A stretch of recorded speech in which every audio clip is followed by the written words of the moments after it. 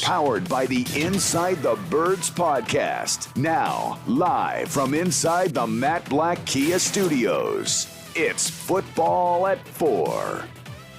Football Friday edition of Football at 4 here on 97.3 ESPN. The Eagles are 9 days away from their first game of the season, and the Fluid 53 continues. With all that and more right now with Andrew DiCecco from InsideTheBirds.com at DiCecco NFL on Twitter, right here on the Sports Bash on 97.3 ESPN. Andrew, how you doing this Friday?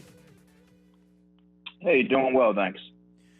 So before we get to anything else, this is completely off the rails here, but I was having a random conversation in the last segment because I was talking about the fact that the Eagles didn't put Andre Chichère on the practice squad and on the main roster. And to me, I thought it was in part because of the fact that maybe they had to guarantee him a certain amount of money, or they were trying to outbid a team. That's why they put him there instead of on the practice squad.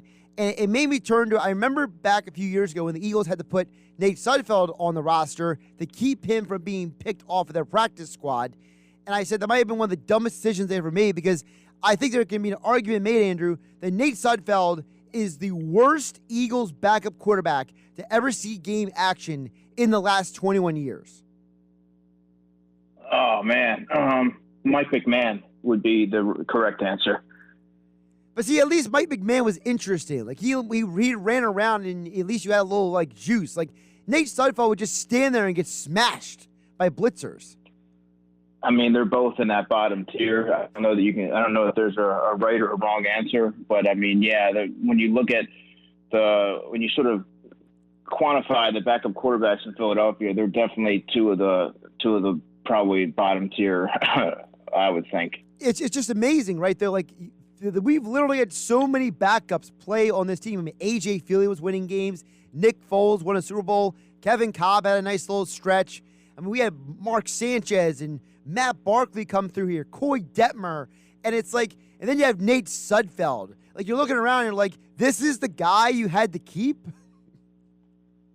Yeah, and there was a time where they really liked Nate Sudfeld, had big plans for him. They were grooming him, and obviously his development never really took the next step, and he sort of remained stagnant, and you saw that in the games. He shined in the preseason. Then when the lights came on in the regular season, he looked shell-shocked and like a fourth string quarterback. All right, so let's get to the guy I mentioned a little bit earlier, aside from the random quarterback conversation. Obviously, is another guy from the Colts organization who has direct familiarity with Jonathan Gannon. Tell us about the new defensive back in Philadelphia. Yeah, Andre Chachere is the defensive back that they acquired off waivers yesterday, and he went right to the 53-man roster. Anyone who's claimed off waivers goes to the active roster. He'll be wearing number 21 for the Eagles, and a very versatile player, can play nickel, can play safety, can play outside corner. In fact, when Julian Blackman, the free safety for the Colts, when he went down this summer and had to miss some time, it was Chachere that replaced him. So he's very versatile. I see him more as a backup safety here in Philadelphia. They have a lot of nickel guys. It makes sense because I personally, before the waiver claim, I was talking to Jeff, and I really thought that it was going to be Craig James that would get the promotion between now and the opener because of his special teams prowess. They really are lacking in that area, and he sort of fills the void there. He's a terrific gunner. But Chachere is a guy that I really can see playing gunner in that game. Do I think he's ever going to, I should say in the early part of the season, is he going to contribute on the defensive end? Probably not. And if he is, that's a bad sign. Normally when you get a player from another team at this stage of the season, it really takes them all season to really find their footing. You remember Deandre Hall was a safety that they claimed, and that took him quite a bit to sort of find his way with the Eagles. It wasn't really until the following summer that he was able to get up to speed. But I do think that there's a familiarity there with Jonathan Gannon, and he's very versatile, and he played a ton of snaps on special teams. So that's an area that I think he's going to make an immediate contribution.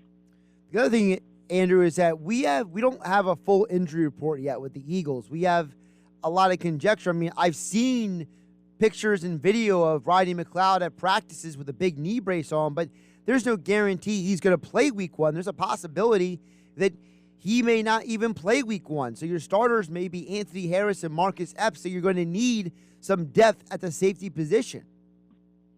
Yeah, and Wallace is also banged up as well. So it makes a lot of sense to me for them to promote Elijah Riley from the practice squad for week 1. I thought that was going to be the case regardless. Going in with just 4 safeties in week 1 is not ideal. And he, just like Sasha, provides a lot of special teams prowess. And that's really what you need when you're looking at the bottom part of the roster, especially when you're looking at who to activate and who to deactivate for that game.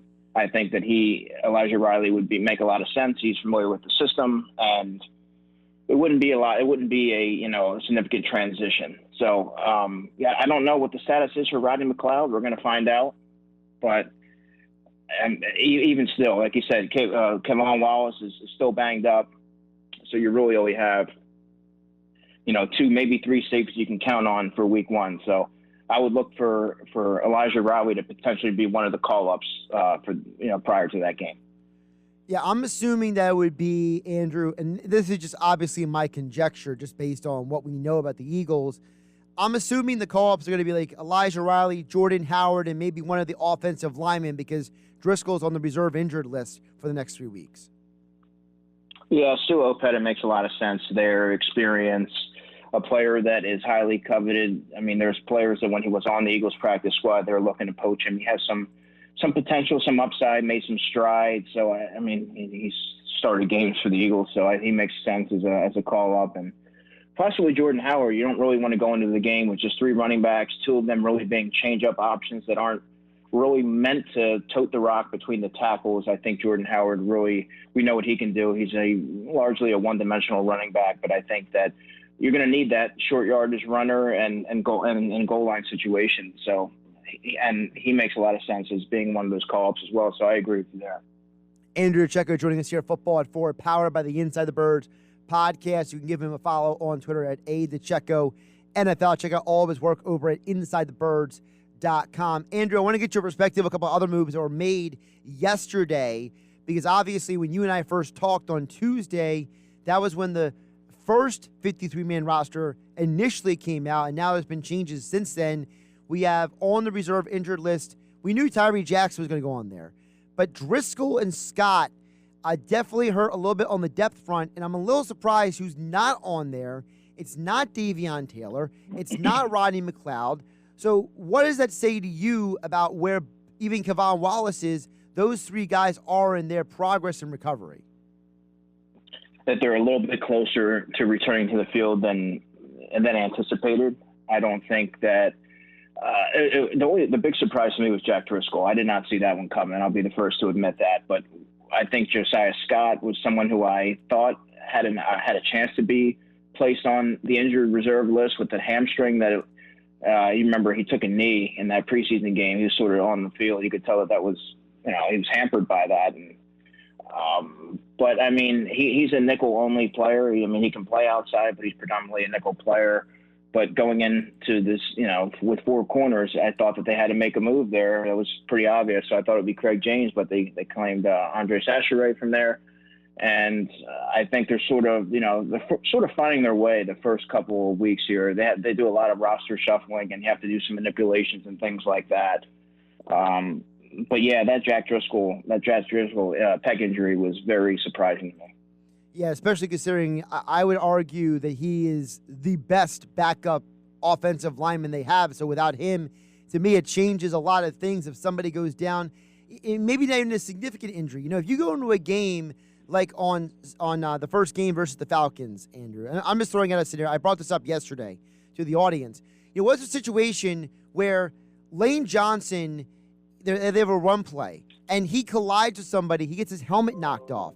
Well, we know what happens. You have to leave the field for at least one play, right? And then what if they say, hey, Lane, we want to do a concussion check on you just in case. Well, now Lane misses 2 plays, 3 plays, 4 plays, and he comes back 5 plays later. He's fine. But who's playing right tackle those 5 plays if Driscoll isn't out there? So that's where my concern comes in. Yeah, and that's fair because Brett Toth is a left tackle. We saw him play some left guard in the final preseason game. another name to potentially keep an eye on if it isn't Sua Opeta is Coyote Awashika, the rookie free agent guard, played left tackle and right tackle at Buffalo. Was really working at guard primarily this summer with the Eagles, but he does have that experience. Obviously, he's never played that in an NFL game before, but yeah, when you're looking at in those terms, you get really thin there. Jack Driscoll he's played tackle in the games, he's played guard. He's a very versatile player, but as far as the two guys that would probably take the reins should Lane Johnson have to miss a snap or two or an extended period of time, I think it would be probably Coyote Awashika, or they're going to see if Brett Toth can play right tackle. Definitely going to be interesting to see. Again, we don't wish any ill will on anybody in the game, but obviously you have to be prepared in case something happens. Andre Dillard's also done it before, but not very effectively. So that's another name that he would probably get the first look, but it didn't work too well for him the first time that he tried. Yeah, well, Andre Dillard also said he didn't think he could do it very well. He kind of warned everybody before it happened. So you almost wonder if the Eagles go to Andre and ask him before the game, if this happens, are you sure you can do it? Yes or no, might decide it as well. Yeah, they're going to have to know that. They're going to have an understanding with Andre before that, because you have to call up whoever you're going to call up and have them ready should that transpire. They need to be ready to get plugged in. It can't be like a touch and go situation. Andrew, you're one of the most studious people I know when it comes to the college game. So let the audience know about the three guys they added to the practice squad. Nick Eubanks, Keyshawn Johnson, completely different spelling from the guy who's with ESPN now, and then Marvin Wilson. I believe Johnson went to, Fresno State as a wide receiver, then Marvin Wilson at Florida State, correct? Yeah, Marvin Wilson at one point was a very highly touted recruit, was at Florida State, pretty much a two-gapper, has a lot of upside. He commanded a lot of money as an undrafted free agent, was one of the more highly touted undrafted free agents. So I thought that was a good value signing. Obviously, their Eagles, their top two defensive tackles in Fletcher Cox and Javon Hargrave they're getting a little bit longer in the tooth. There's not a whole lot behind Milton Williams. Marlon Tuipulotu is obviously there as well, but you really want to start to build a foundation of having younger guys ready to assume that role in the coming years. So I think that's a good value signing. Have him develop on the practice squad and hopefully make that leap next season. Keyshawn Johnson is a wide receiver from Fresno State, as you outlined. Very savvy route runner. More of a possession guy, not a burner. Really soft hands. Doesn't play much special teams. He only played 11 career snaps on special teams over the past 2 seasons with the Cardinals. So if he does make the leap to the active roster at some point this season, he's going to be playing some receiver. I don't know that he has the build or the makeup to be able to play special teams, but he's a very fluid route runner. Like I said, soft hands, knows how to get open. I think he's 6'1", so he does have a little bit of size, which the Eagles don't have right now. And he played in 18 games in 5 starts. So that's a player that I really liked coming out of Fresno State. He was a 6th-round pick of the Arizona Cardinals in 2019. And Nick Eubanks was a tight end from Michigan who I consider to be more of an H-back type of player. He's a very similar mold to Jack Stoll, 6'4", 245, really athletic. Doesn't have natural hands. I think Jack Stoll's hands are a little bit better, but he has good speed, super athletic, not a good blocker. He needs a lot of work as a blocker before he's able to make the jump to the active roster and contribute on game days. But he's an intriguing player, and I think that if you get him with tight end coach Jason Michael to sort of refine some of those traits that he has and really hone in on his blocking, I think he can make a roster push probably next summer. So those are some pretty good signings that they added to the practice squad. Andrew DiCecco joining us here, Football at 4, powered by the Inside the Birds podcast. At DiCecco NFL covers the Eagles and the NFL draft in college football for InsideTheBirds.com. Andrew, I know you watch you're one of the few people I know who watches more college football than I do. So I want to throw out to you a couple of the games this weekend and let the audience know maybe a prospect or a couple of players that you're looking at in those games, okay? Okay. So tonight on 97.3 ESPN at 6 o'clock, we are airing North Carolina at Virginia Tech. A lot of people know about Sam Howell, the quarterback, but who else should people keep an eye on in that game? Sam Howell is the player that I'm going to be looking at, just in case that for some reason it doesn't, Jalen Hurts, it doesn't necessarily work out with him. He's a player that I would look at, and I mean, it's one of those games between Virginia Tech. Virginia Tech was a very competitive team last season. I'm also looking at Josh Downs, the wide receiver. That's another player that I think has a lot of Sunday potential and has shown signs of really taking that next step. I think he's going to be a breakout player this season. So that's one of the Tar Heels that I'll be looking for, and really one of the standout players of that game, in my opinion. Tomorrow at 12 p.m. here on 97.3 ESPN, we will have number 19 Penn State and number 12 Wisconsin. What do you think about that game? Jahan Dotson, the wide receiver. You know, the Eagles need a big body, go up and get it type of guy. They don't necessarily have that. They thought they did in Travis Fulgham. They thought they did in J-Jaw. I think Dotson's a physical, contested catch specialist that can win on all three levels and be a wide receiver one, would ideally complement someone like a Devontae Smith and a Jalen Reagor and give Jalen Hurts a red zone weapon for the future. I really like his upside, so that's a player that I would look at. Tomorrow at 3:30 p.m. here on 97.3 ESPN, we will be airing number 1 Alabama versus number 14 Miami. We know about Alabama, the guys who are in the league now, but who are guys who are going to be coming out next year? And also, I know Miami's got some studs as well. Yeah, that's going to be a really interesting game. Miami's always a really competitive. They're always a very competitive program. I'm really a big Derek King fan. Brian Robinson, the running back from Alabama. Alabama continuously churns out next-level prospects. I think he could be a good complement to Miles Sanders. John Mechie, the wide receiver, is another player that I really like. And then I think when you look at the cornerback situation, Josh Joby's a player I also like. Great size, good ball skills, a little bit raw.